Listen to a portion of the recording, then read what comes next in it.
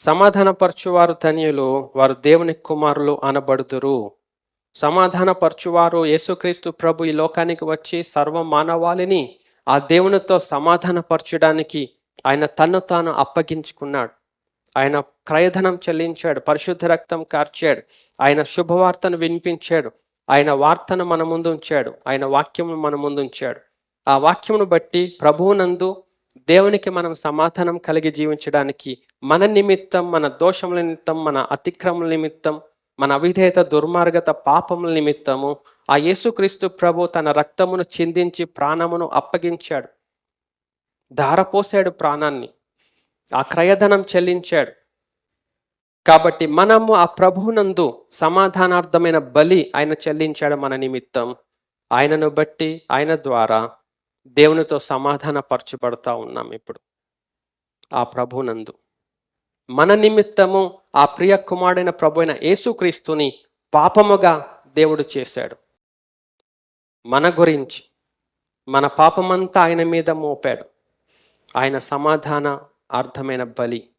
కాబట్టి దేవునితో సమాధాన పడాలి, ఇంకా అందరినీ దేవునితో సమాధానపరచాలి. ఇది దేవుని పిల్లలు చేసే పని. ఒకరితో ఒకరు సమాధాన పరిచేది కాదండి. ఒకరితో ఒకరు సమాధాన పరిచేది అది నిరర్ధకం, useless and worthless. That is in vain. నిరర్ధకం, వృధా. ఒకరికొకరు సమాధాన పరిచేది కాదు దేవుడు మనకు పెట్టిన పరిచర్య. దేవునితో సమాధాన పరచాలి. భార్యాభర్తల మధ్య దేవుని వాక్యమును ఉంచి వారిద్దరిని దేవునితో సమాధాన పరచాలి. పిల్లలు తల్లిదండ్రుల మధ్య దేవుని వాక్యమును ఉంచి వారిద్దరిని దేవునితో సమాధాన పరచాలి. తోబుట్టువుల మధ్య దేవుని వాక్యము నుంచి దేవునితో సమాధాన పరచాలి. మనకు మనం సమాధాన పరచుకోవడం అది it's foolish thing. KA Paul గారు, మీకు తెలుసు కదా, కేఏ పాల్ గారు ఆయన శాంతి దూతగా ఎంచబడ్డాడు ఒకప్పుడు. ఆయన సమస్త దేశాలకు తిరిగి దేశ అధినేతలతో మాట్లాడి, ప్రెసిడెంట్స్తో మాట్లాడి, శత్రుత్వం ఉన్న దేశాలకు ఆయన సంభాషణ చేసి, పీస్ ట్రీటీస్ చేసి, ఆయన వారితో వీరితో మాట్లాడి కొన్ని దేశాలను సమాధానపరిచాడు. ఎంతకాలం? ఒక నెలలు కూడా లేవు సమాధానం, సంవత్సరం కూడా లేదు. మళ్ళీ కొట్టుకొని చేస్తున్నారు యుద్ధాలు. అలాంటి సమాధానం కాదండి, వృధా ప్రయాస. మనుషులను దేవునితో సమాధానపరచండి అని దేవుడు చెప్తున్నాడు.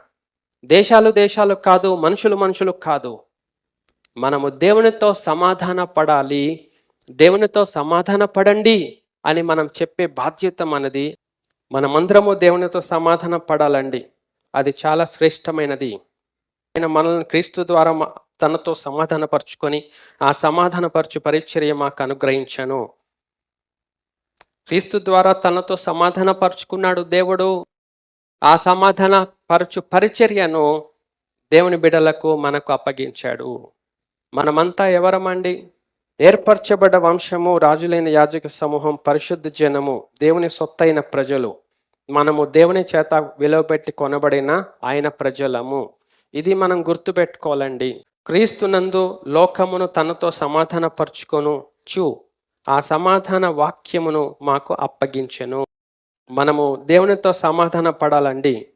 దేవునితో సమాధాన పడుడి అని క్రీస్తు పక్షముగా మిమ్మను బతిమాలు కొనుచున్నాము. చూడండి, ఇక్కడ వాక్యం బోధించాలి. ఎందుకంటే మీరు క్రీస్తుతో సమాధాన పడాలి.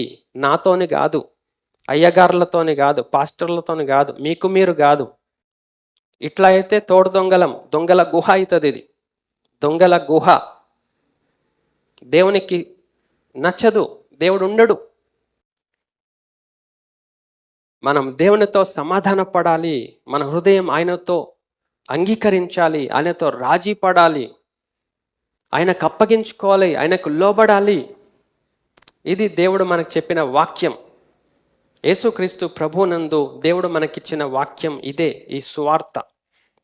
మనము దేవునితో సమాధాన పడాలి. క్రీస్తు అనుగ్రహించు సమాధానము మీ హృదయంలో ఏలనీయండి. క్రీస్తు అనుగ్రహించు సమాధానము ఈ లోకం ఇచ్చే సమాధానం కాదు. ఈ లోకం ఇచ్చే సమాధానం తోడు దొంగల ఆట. నచ్చిన వారికి సమాధానం, నచ్చని వారికి సమాధానం లేదు. అలా కాదండి. క్రీస్తు అనుగ్రహించే సమాధానము మనం కలిగి ఉండాలి. క్రీస్తు నందు మనం సమాధానం కలిగి ఉండాలి. మనం దేవునితో సమాధానం పడకుండా నిర్లక్ష్యంగా ఉంటే నశించిపోతాము. ఆది నుండి దేవుడు తన బిడ్డలను గద్దిస్తూనే ఉన్నాడు, హెచ్చరిస్తూనే ఉన్నాడు. నేటి సంఘాల్లో ఉన్న స్థితి కూడా ఇప్పటికీ అలాగే మురిగిపోయి ఉన్నది. చూడండి, సమాధానము లేని సమయమున సమాధానము సమాధానమని చెప్పుచు నా ప్రజలకున్న గాయమును పైపైన మాత్రమే బాగు చేయుదురు. పైపైన మాత్రమే బాగు చేయుదురు ప్రజలకున్న గాయములు. నేటి సంఘాల్లో అయ్యగారులు, పాస్టర్లు ఏం చేస్తున్నారు? మన హృదయానికి ఉన్న గాయాలను కట్టాలి అని ప్రభు చెప్తే, మన హృదయంలో ఉన్న గాయాలు కట్టకుండా పైపైన బుజ్జగిస్తూ ఉన్నారు. అది కుళ్ళి దుర్వాసన కొట్టి స్రవిస్తూ ఉంటుంటే, దేవునికి అసహ్యంగా ఉంటే, ఈ లోకంలో దేవుని బిడ్డలు నిర్లక్ష్యంగా జీవిస్తూ ఉన్నారు. అలాంటి స్థితిలో మనం ఉండకూడదండి. మనం ప్రభు సహవాసం అని పిలువబడ్డాం. ఆయనతో మనం సమాధానం కలిగి ఉండాలి. క్రీస్తునందు మీకు అందరికీ సమాధానము కలుగును గాక. ఆ ప్రభువునందు మనం సమాధానపరచబడాలి. అంటే దేవునికి ఇష్టం లేనివి మనం తీసేసుకోవాలి. ఆ సమాధాన పరచు పరిచర్యనే దేవుడు అప్పగించాడు. అది మనం చేయాలి. దేవుని వాక్యమును చెప్పడము నా పని. వింటే వినండి, వినకపోతే మీ ఇష్టం. మీ ఇష్టం. దేవునితో సమాధాన పడండి అని చెప్పే బాధ్యత నాది. మీరు బ్రతకాలని ప్రభు ఆ మాట మనకిచ్చాడు. మన ప్రభు అయిన యేసుక్రీస్తు ద్వారా దేవునితో సమాధానం కలిగి ఉందము అని ప్రభు మనకు జ్ఞాపకం చేస్తున్న అనేక వాక్య భాగాల్లో. ఆ ప్రభువునందు మనకు సిద్ధపరచబడిన దేవునితో సమాధాన స్థితిని మనం కలిగి ఉందాం అని ప్రభు మన ముందు పెట్టాడు. ఆ సమాధాన స్థితి ఎలా ఉంటుంది? దేవుడు చెప్పినది మనం చేస్తే దేవునితో మనకు సమాధానం. దేవుడు చెప్పినది మనం చేయకుండా ప్రభువా ప్రభువా ప్రభువా అంటే దేవునితో మనకు సమాధానం ఉండదు. ఆయన చెప్పినది మనం చేస్తూ ఉండాలి. ఆయన మాటలు మనం అంగీకరించాలి. ఆ మాటలని ఎదుటి వారికి చెప్పాలి. అందరినీ దేవునితో సమాధానపరచాలి. దేవునితో సమాధానపరచాలి అందరినీ. ఆ సమాధానపరచు పరిచర్య దేవుడు మనకు అప్పగించాడు. వారే దేవుని పిల్లలు అనబడతారు. సమాధానపరచువారు ధన్యులు, వారు దేవుని కుమారులు అనబడుదురు. దేవునికి అప్పగించుకొని దేవునికి మన ఆత్మను, మన హృదయాన్ని తిప్పుకోవాలి. అదే ప్రభు వైపు మనం చూచి జీవించే స్థితి. అప్పుడు దేవునితో మనం సమాధాన పడిన స్థితి. అప్పుడే ఆయన పిల్లలుగా మనం ఉంటాం. అదే ధన్యత. అట్టి ధన్యతలో మనం జీవించాలండి. అది దేవుడు మనకు చెప్తా ఉన్నాడు. మనం వినాలి, లేకపోతే నశించిపోతాం. ప్రభు అంటున్నాడు, ఇదిగో మీ ముందు పెట్టబడింది, మీరు ఎంచుకోండి. మన ఇష్టం. మనం ఎంచుకున్న దాన్ని బట్టి మన యొక్క డెస్టినేషన్ ఉంటుంది, మన గమ్యం. అది నరకమో పరలోకమో దేవుడు మనకిచ్చాడు ఫ్రీ విల్. ఎంచుకోవాలి. ఆ నిత్య జీవం మనం కలిగి ఉండాలి. ఆయన వాక్యంలో మనం జీవించాలి. ఈ లోకంలో మనుషులతో కాదు, ఈ లోకంలో ఉన్న స్థితి జీవితం కాదు.